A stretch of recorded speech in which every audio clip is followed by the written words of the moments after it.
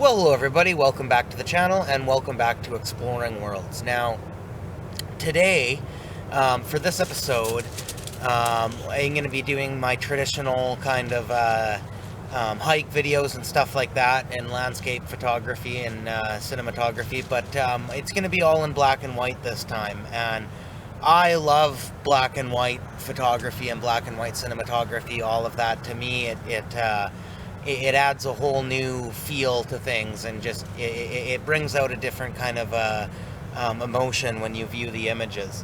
And you know, some things it's a bit different. I mean, there's some things you don't want to shoot in black and white. I find, well, I mean, nature works really great in black and white. I find that you want to avoid photographing and filming places of very heavy, like very dense forests. I find it tends to not show up as well.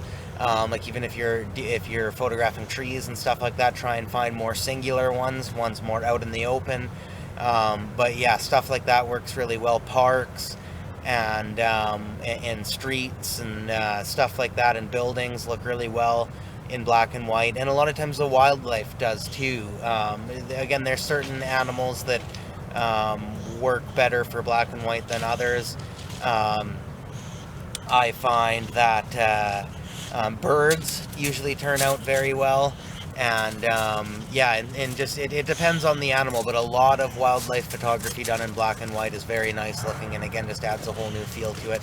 I love, like when I watch historical documentaries and stuff, I love the old black and white footage from back in the day.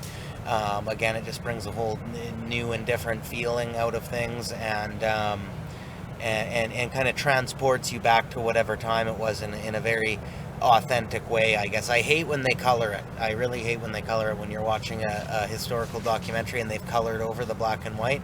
I really don't like that. I don't, yeah, it just doesn't work for me at all. But yeah, so that's what we're going to be doing today. And yeah, I hope you enjoy this video, guys.